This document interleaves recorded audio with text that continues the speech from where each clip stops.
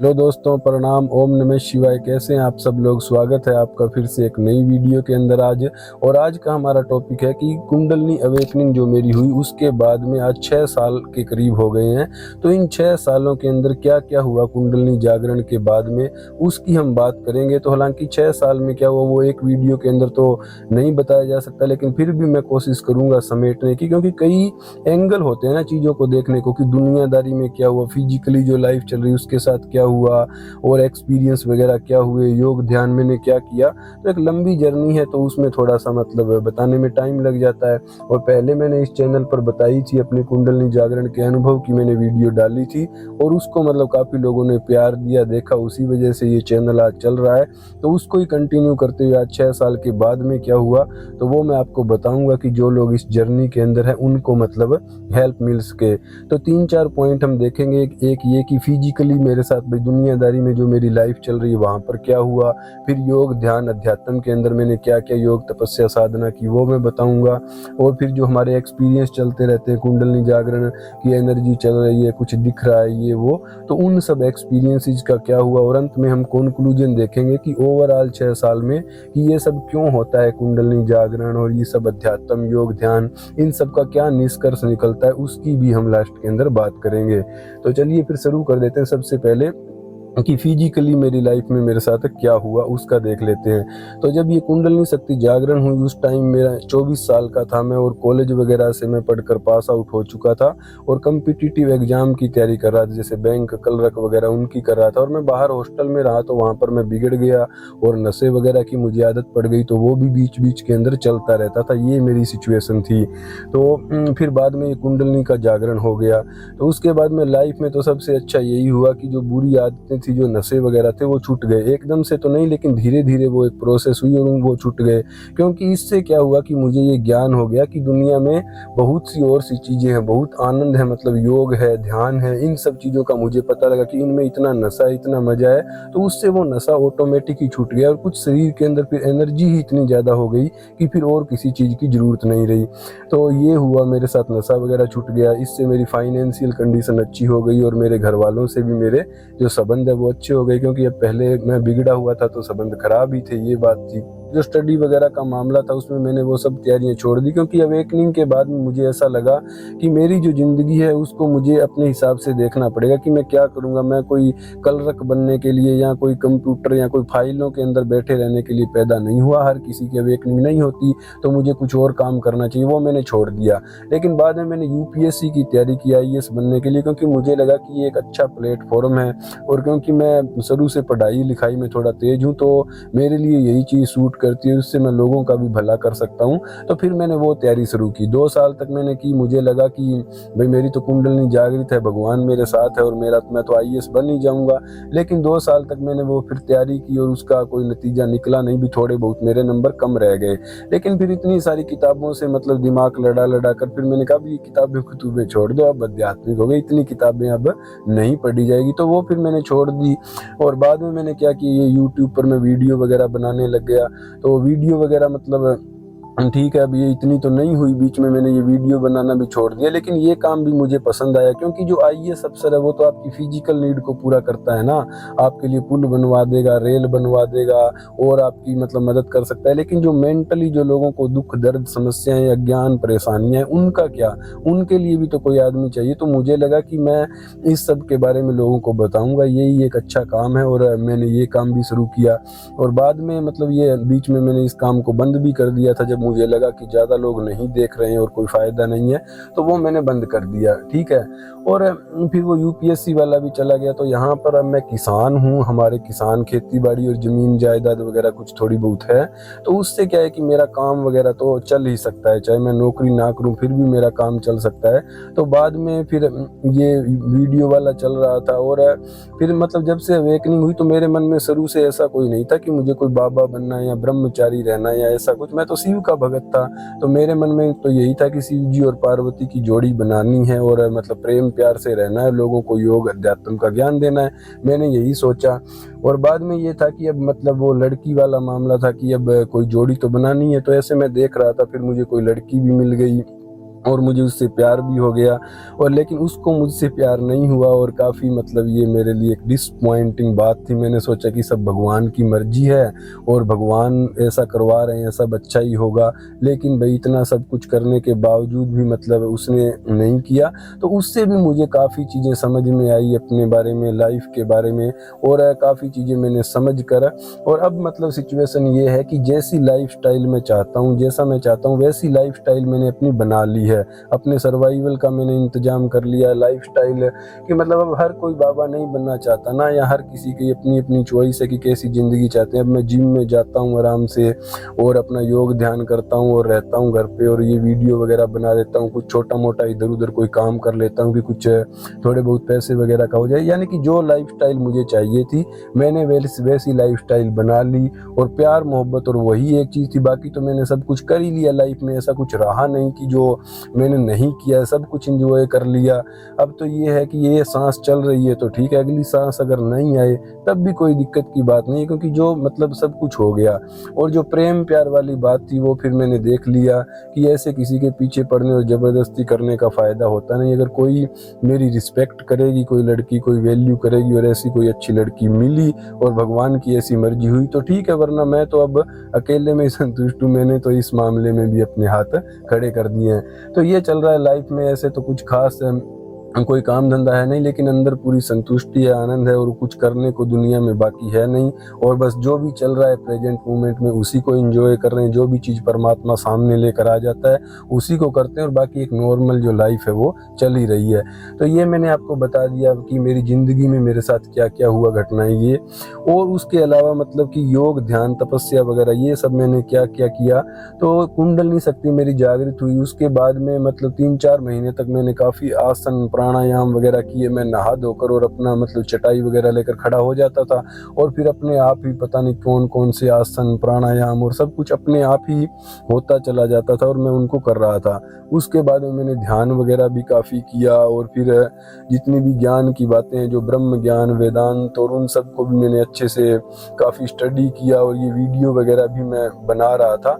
तो ये सब चीज़ें मैंने की। उसके कुछ टाइम के बाद में ये सब चलता रहा। फिर जो है मंत्र आ गए, मंत्रों के बारे में मुझे मंत्र विज्ञान का पता लगा। मैंने अनेक मंत्र साधनाएं वगैरह की, और मतलब बहुत सी जगहों पर जैसे केदारनाथ, अमरनाथ, और ऐसे में भाई पूरा जो एक जो मृगशाला लपेटते हैं भगवान शिव की तरह, वो लपेट कर सिर्फ बिना कपड़ों के बिना चप्पलों के इतनी दूर दूर तक मैंने मतलब तीर्थ स्थानों पर भी मैं गया। ऐसे मैंने भक्ति भी की, तपस्या भी की, साधना सब कुछ वो किया। और उन सब के बाद में जो मंत्र साधना भी खत्म हो गई, फिर एक ध्यान मैंने किया। ध्यान वो वाला नहीं कि आंख बंद करके, कि खुली आंखों से 24 घंटे ही ध्यान रहता है कि क्या करना है, क्या चीज़ है, क्या है। तो वो एक अलग तरह का वो ध्यान है। उसके बाद में तो अब मतलब तंत्र वगैरह की भी मैंने कुछ जानकारी ली, और वो भी मैं जो एग्जैक्ट जो सही तंत्र होता है उसके बारे में मैं लगा हुआ हूँ। यानी कि कुल मिलाकर आप ये कह सकते हैं इस योग ध्यान वाले मामले में कि जैसे मैंने ये वीडियो भी बना दी, तो मैंने कर्म योग भी किया है ना, आप लोगों की मदद की है, ये भी कुछ कर्म ही हो गया। और इतनी सारी जो मैंने पुस्तकें पढ़ी, जो ब्रह्म आत्मा वेदांत उन सब के बारे में जाना, तो वो ज्ञान योग हो गया। तो भक्ति योग हो गया, भक्ति भी मैंने की है, भक्ति योग हो गया, कुंडलनी योग हो गया, ज्ञान योग हो गया, राजयोग तो वही होता है आसन प्राणायाम ध्यान वाला, वो भी हो गया, प्रेम योग भी हो गया, और पता नहीं जितने भी होते हैं। वो कहते हैं ना कि जैसे अब आदमी ने अपनी स्टडी कंप्लीट कर ली कि बीए हो गई, एमए हो गई, तो वो तो हो गया। अब उसके बाद में पीएचडी आदमी कर रहा है, तो पीएचडी क्या है कि वो अपनी कोई रिसर्च कर रहा है, वो कुछ ना कुछ तो आदमी लाइफ में करेगा ही, करता रहेगा। तो वैसे मुझे लगता है कि जितनी भी चीज़ें अध्यात्म में होती है वो सब मैंने ट्राई कर ली, सब कुछ करके देख लिया, और जो उनमें से अपने लिए बेस्ट है वो निकाल लिया। और अब तो वो पीएचडी वाली बात है कि किसी न किसी चीज़ के अंदर कुछ ना कुछ अपना रिसर्च वगैरह चलता रहता है, बाकी तो सब कुछ लगभग हो ही गया। तो ये मैंने बता दिया कि क्या क्या मैंने 6 सालों में किया ओवरऑल। भाई जो भी योग ध्यान जितना भी होता है सब मैंने वो करके देख लिया, अलग अलग साधनाएं मंत्र तंत्र जितना भी है वो भी। तो अब इसके बाद में तीसरी बात हम ये कर लेते हैं कि जो एक्सपीरियंस हमें होते रहते हैं कि शरीर में एनर्जी चल रही है, दिख रहा है, ये हो रहा है, वो हो रहा है, तो उन सब का क्या हुआ 6 सालों के बाद में, उन एक्सपीरियंसेस के साथ क्या हुआ। तो देखिए शुरू के अंदर जब कुंडलनी जागी, वो पहली बार एनर्जी का एक्सपीरियंस हुआ कि रीढ़ की हड्डी में, और यहाँ वहाँ एनर्जी का पहली बार पता लगा। तो उसके बाद में क्या हुआ कि सारे शरीर में ये एनर्जी चलती है। मतलब ये जो उंगली है इसके आगे यहाँ पर मतलब फड़क रही है उंगली, ये फड़क रही है, हथेली फड़क रही है, पैर में हो रहा है, जांघों में हो रहा है, सिर पे हो रहा है, माथे पर हो रहा है, यहाँ हो रहा है, हाथ में हो रहा है। ऐसा नहीं है कि कुंडलनी शक्ति 7 चक्कर है वही चलेंगे बंद हो जाएंगे, ऐसा नहीं है। सारे शरीर के अंदर मतलब एनर्जी ऐसे फ्लो करती रहती है। तो कई दिनों तक तो मतलब एनर्जी मतलब क्लियर नहीं थी, तो उसका उफान भी ज़्यादा था ना, उसका वेग ज़्यादा था। तो कई दिनों तक वो चलता रहा, लेकिन बाद में वो मतलब एनर्जी भी शांत हो गई और फिर वो मेरे लिए नॉर्मल हो गया। क्योंकि शुरू में तो एक्साइटमेंट ज़्यादा था कि ओ हो माथे में कुछ हो रहा है, आज कुछ हो जाएगा, ये हो रहा है, अब तो बस कुछ ना कुछ हो ही जाएगा, ये हो जाएगा। तो वो मतलब सब कुछ हुआ, लेकिन ऐसा कुछ मतलब वो तो हुआ नहीं। एनर्जी थी वो अंदर धीरे धीरे क्लियर होती रही। तो इसलिए वो 1.5-2 साल के बाद में क्या हुआ कि मैंने उन सब चीज़ों पर गौर करना ही छोड़ दिया कि एनर्जी कहाँ चल रही है, कैसे चल रही है। जैसे शरीर में ब्लड चल रहा है, हमारा ब्लड फ्लो हो ही रहा है, सांस चल रही है, तो वैसे ही एनर्जी चल रही है। वो चीज़ मेरे लिए नॉर्मल हो गई। ये तड़कन फड़कन ये सब कुछ चलता रहता है, इससे अब मुझे कोई मतलब कोई इफेक्ट पड़ता नहीं, और ना मैं इन सब चीज़ों की कोई टेंशन लेता हूँ। तो उससे आगे के लेवल की बात है कि जो मतलब आगे के लेवल की, तो मैं आपको अपने अनुभव 6 सालों के अनुभव से बता सकता हूँ कि आगे तो समझने की बातें होती है। ध्यान से हम सारी चीज़ों को समझते हैं कि क्या होता है, कैसे होता है। जैसे एक्सपीरियंस की बात है कि कुंडलनी जागरण के टाइम मुझे कुछ एक्सपीरियंस हुए, मुझे कुछ दिखा, मतलब देवी देवता जो भी हो सकते हैं, तो आप लोगों को भी कुछ दिखा। लेकिन जब आगे आगे लाइफ चलती है तब हमें पता चलता है कि दिखने से थोड़ी कुछ होगा कि आपको कोई देवी देवता दिख गया तो उससे भी क्या हो गया, आपकी लाइफ के अंदर एक चेंज होगा, तो वो एक धीरे धीरे एक बड़ा ही मतलब बारीक चेंज होगा। ऐसे थोड़ी कि रातों रात कोई चेंज हो जाएगा, और वो चेंज जो बारीक होगा वो आपको ही करना पड़ेगा। तो इसलिए चाहे दर्शन हो ना हो, अगर आप उस चीज़ को समझ जाते हैं तो आप वो चेंज कर सकते हैं। रही बात एक्सपीरियंस की कि ये दिख गया वो दिख गया, तो वो आदमी को समझ में आ जाता है कि एक्सपीरियंस करने वाला तो मैं हूँ ना, वो तो मेरी आत्मा है, जो मेरे अंदर परमात्मा है, वो एक्सपीरियंस कर रहा है। अलग अलग एक्सपीरियंस हो रहे हैं। जैसे मैं इस दुनिया का एक्सपीरियंस कर रहा हूँ, मैंने आंख बंद कर की और मुझे कोई भूत प्रेत और एक्सपीरियंस होने लग गए, मुझे कोई और लोक परलोक के एक्सपीरियंस हो गए। उसमें क्या फ़र्क है? फिर अगर मैं अमेरिका जाकर वहाँ के लोगों को देख लूँ, और मैं दूसरे लोक में जाकर वहाँ के लोगों को देख लूँ, या मुझे किसी चीज़ में अब यहाँ आनंद आ रहा है, कोई और चीज़ है उसमें मुझे उससे शायद दुगना आनंद आ जाए, लेकिन वो है तो बाहर की चीज़ ना। एक्सपीरियंस हो रहा है तो वो किसी चीज़ का ही एक्सपीरियंस हो रहा है ना, तो सब चीज़ें एक ही है। तो चाहे ये एक्सपीरियंस है, चाहे मैं ब्रह्म लोक में बैठा हूँ, चाहे मैं विष्णु के लोक में बैठा हूँ, फिर भी यही बात है। वहाँ कुछ अलग एक्सपीरियंस हो रहा है, यहाँ अलग एक्सपीरियंस हो रहा है, तो सारे एक्सपीरियंस सेम ही ना। हमें तो ये जानना है कि एक्सपीरियंस कर कौन रहा है। तो जब तक आप सारे एक्सपीरियंस करके आपको संतुष्टि ना हो जाए, तब आप अपने आप को जानोगे कि एक्सपीरियंस करने वाला कौन है। वो इंपॉर्टेंट है। एक्सपीरियंस तो बदलते रहते हैं और ये कभी भी एक जैसे नहीं होंगे, एक्सपीरियंस बदलते रहेंगे। तो इसलिए फिर क्या हुआ कि मैंने इन सारे एक्सपीरियंसेस पर भी ध्यान देना छोड़ दिया कि क्या दिख रहा है, लोक परलोक देवी देवता कुछ भी है, मैं इन सब चीज़ों पर गौर ही नहीं करता। मैं ये गौर करता हूँ कि जो ज्ञान की बातें बताई गई कि लाइफ में हमारे लिए क्या जरूरी है, क्या हमें जानना है, किससे हमें सच्चा आनंद संतुष्टि मिलेगी, वास्तविक अध्यात्म क्या है, इन सब चीज़ों के ऊपर मेरा ज़्यादा फोकस हो गया। तो वो एनर्जी चलना, वो एक्सपीरियंस वगैरह, वो सब मतलब शुरुआत की बातें, छोटी बच्चों वाली बातें हैं। तो उन बातों को जो है हमने साइड में छोड़ दिया मैंने अब इन 6 साल के दौरान।